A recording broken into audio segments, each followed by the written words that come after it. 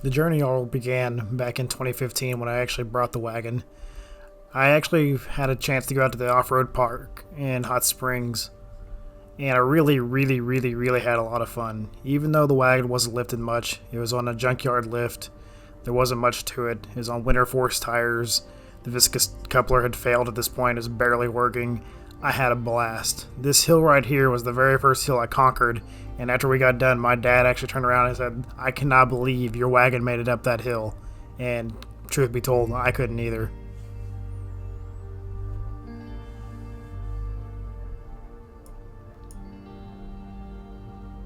And this is where I officially drowned the D16A6.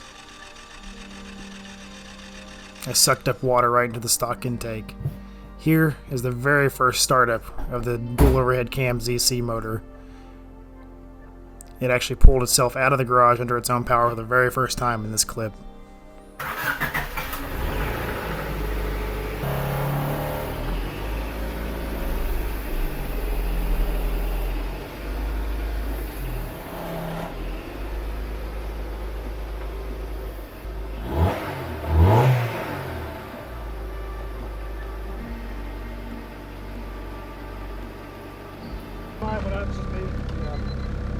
Then it was time to go back to the park with the new dual overhead cam ZC motor and see what it could really do. Again, it wasn't supremely capable, it wasn't crazily built at this time, just the junkyard lift and the winter force tires, but I was so happy to be back out there.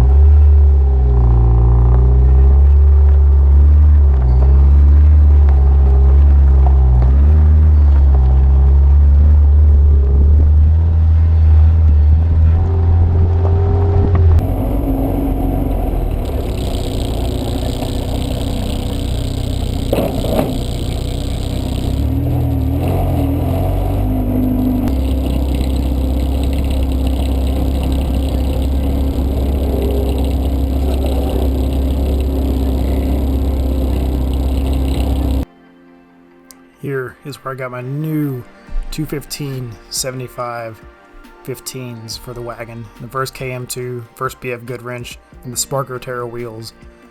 I was so excited to get those. And really, arguably, they're the reason that I took off on social media. I think that gave me credibility that I was doing this thing right and I was going to attack this with the right parts from the beginning. At least I'm not some ricer that's cambered this thing out and slamming on the ground and dragging the oil pan off. Am I any better than those ricers? Yes. You can hear the crazy amount of rubbing going on right here. I forgot how much that thing rubbed. Everything rubbed. And then of course the turn signal pops out right about. And wait for it. And plop. And it fell out. That was a pretty regular occurrence with that lift and that size of tire. I was still pretty docile here with the wagon. I wasn't sure how to attack hills. I actually started that one off in first gear. I dropped it down to super low and gave it a little bit more gas.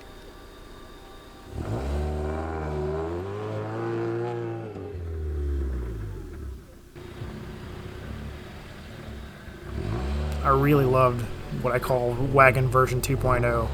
And that was so much fun. That's really where the whole wagon story really started taking off.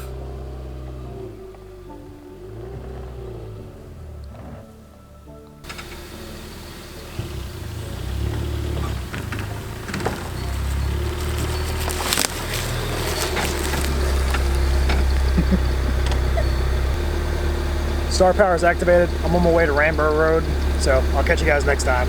Peace.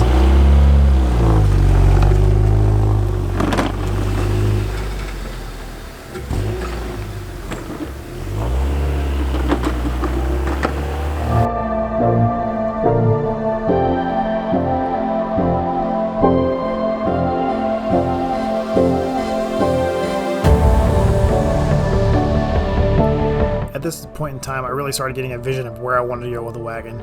I knew there were some improvements that needed to be made, but I wasn't sure exactly what I needed to do first, so like many other projects in the wagon, I just kind of dug into it and started tearing it apart.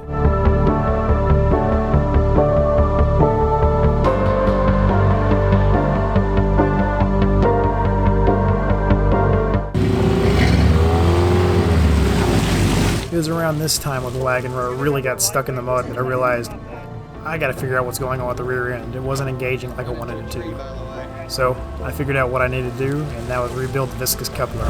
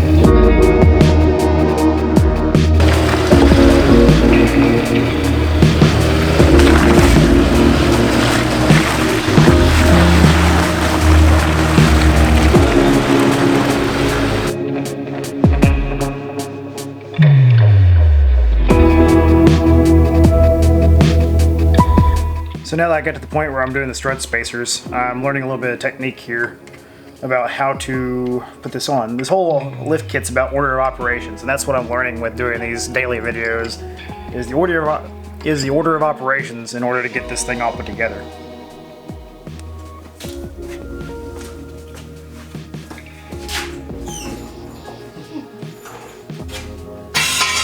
Bigger jack stands right at the max.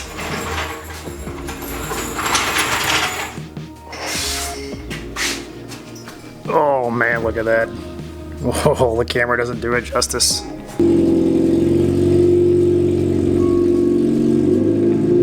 again, the wagon's backing itself out of the garage for the first time with a new revision. This is right after the HRG lift, and the first time driving under its own power with said lift.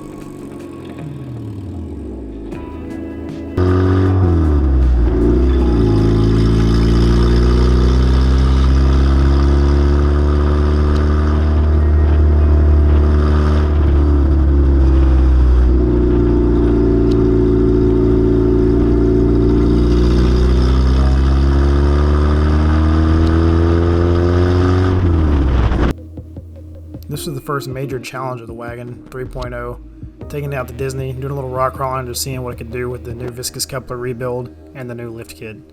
It did fantastic. I couldn't have been more happy.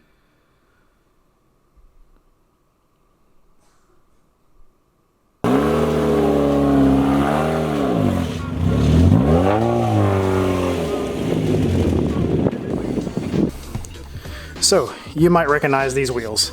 These wheels are the first wheels that I had on my lifted Civic when I lifted it the first time, and I had the just the Winter Force tires. Actually, that same size tire. Yes, the exact same size.